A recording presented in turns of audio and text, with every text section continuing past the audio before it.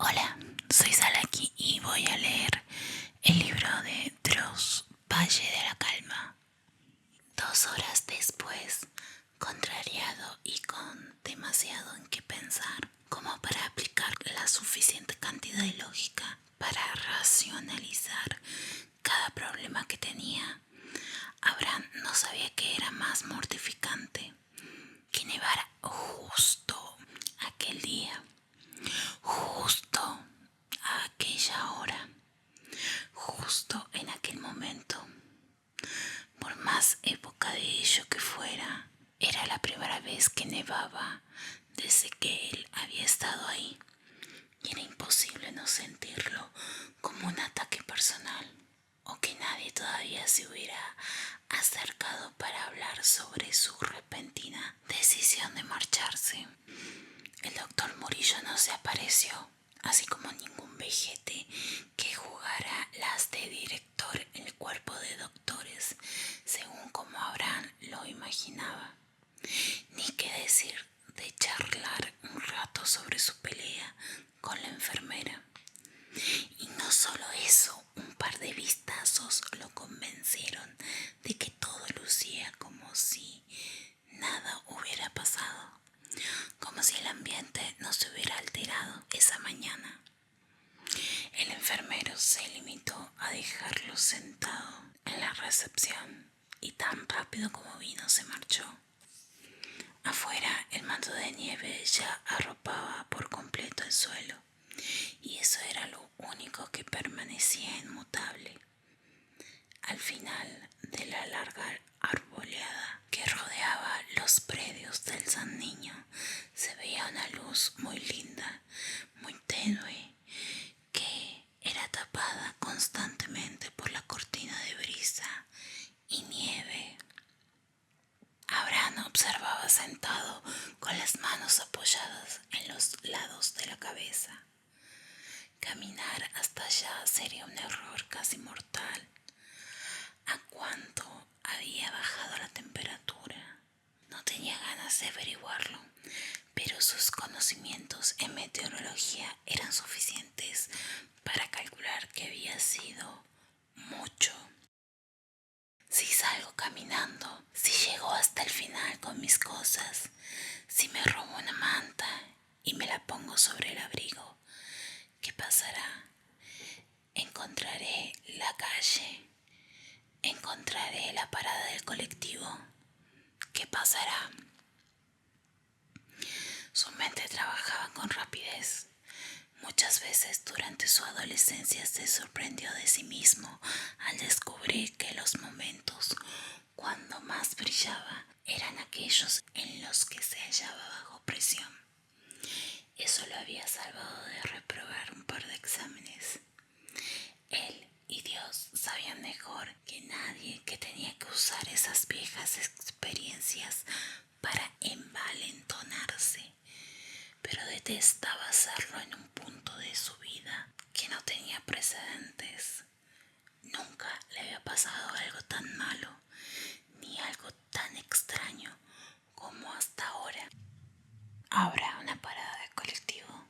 ¿Por qué no lo recuerdo?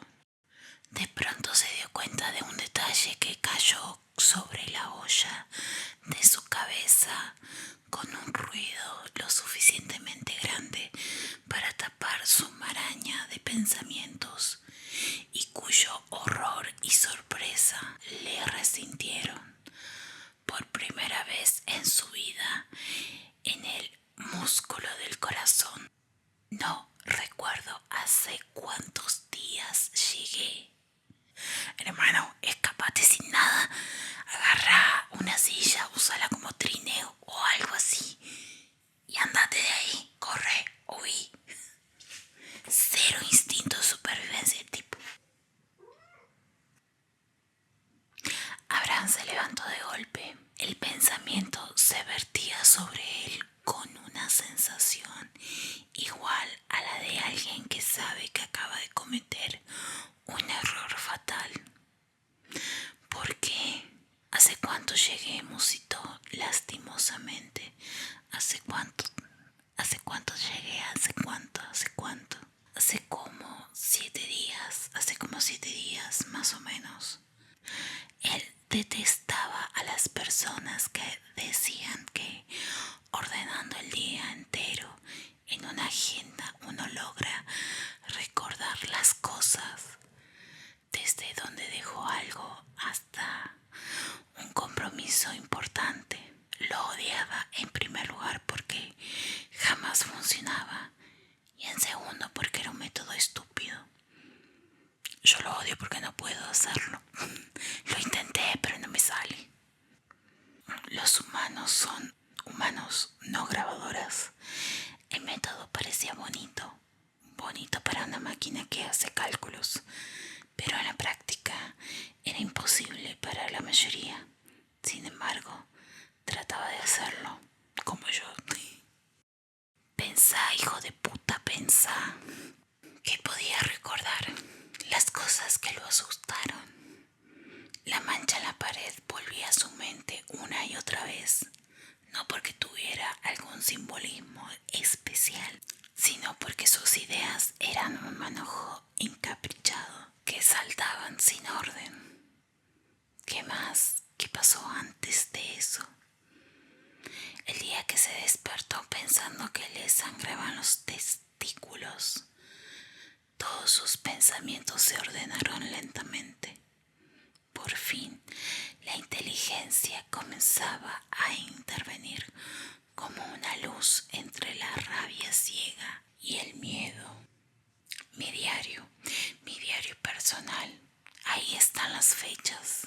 Atravesó la puerta del corredor, escaleras arriba. Estaría dentro de la gaveta. Gaveta. Comenzamos. ¿Qué carajo es una gaveta?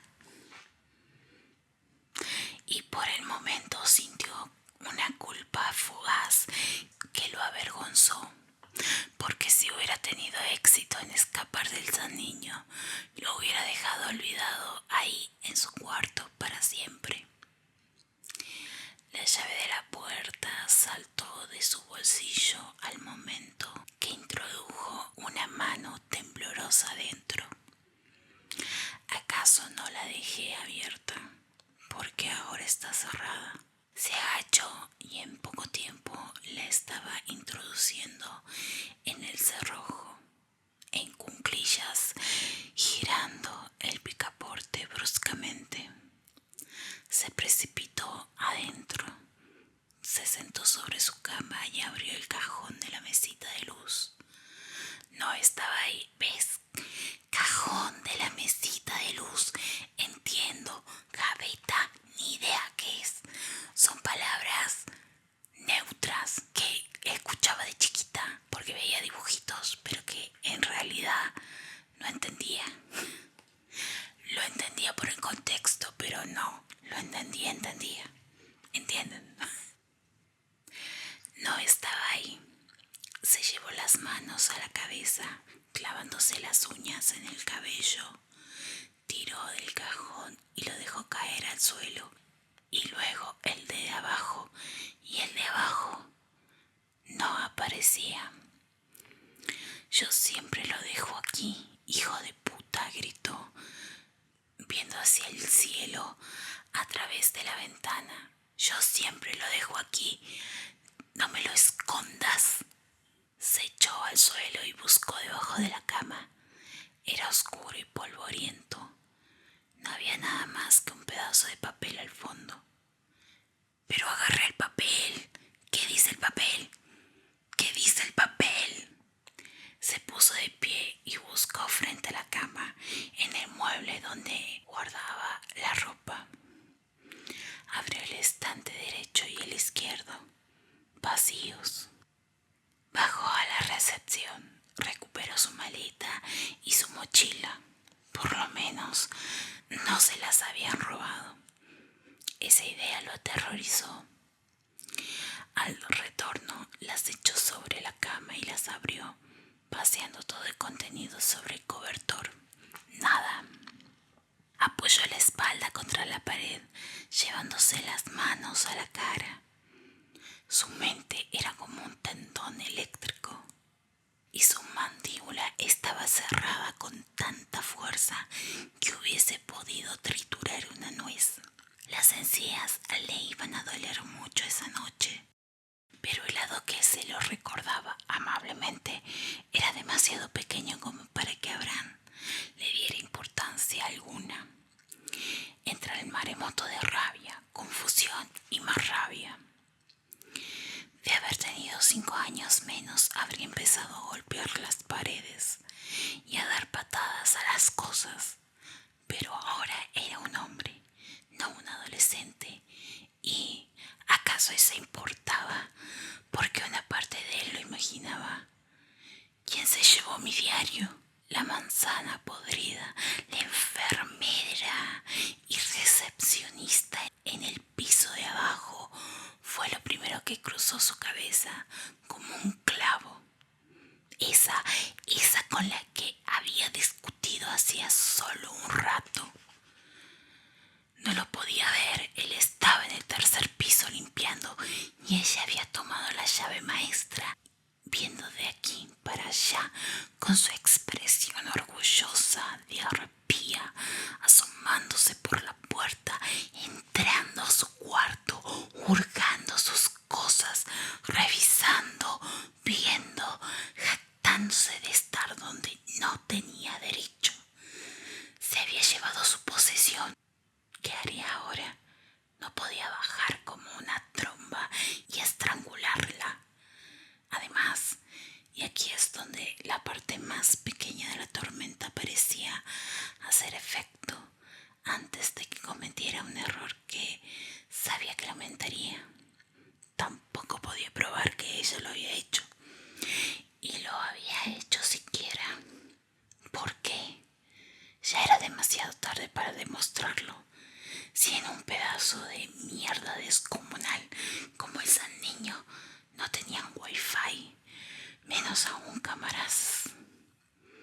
Él mismo removió cualquier evidencia, cosa de por sí inútil porque Abraham jamás hubiese estado en condiciones de asegurar si alguien había movido esto o aquello tampoco, menos con el desastre que acababa de hacer. Se sentó sobre la cama, meditando, o al menos penosamente imitando la labor más parecida a meditar, mientras se acunaba a sí mismo. No recuerdo qué día llegué, pero era un lapsus mental, un estúpido lapsus mental, y Murillo lo ayudaría a resolverlo. Se aferraba a él, pero llevo aquí 6 o 7 días, no más, 6 o 7 días. 6 o 7 días, 6 o 7 días. Y si fuera cierto, entonces puede decirse que toda su vida se fue a la mierda en 6 o 7 días, Abraham. Por Dios. Hasta acá lo dejo. Espero que les haya gustado. Nos vemos en la próxima. Chao.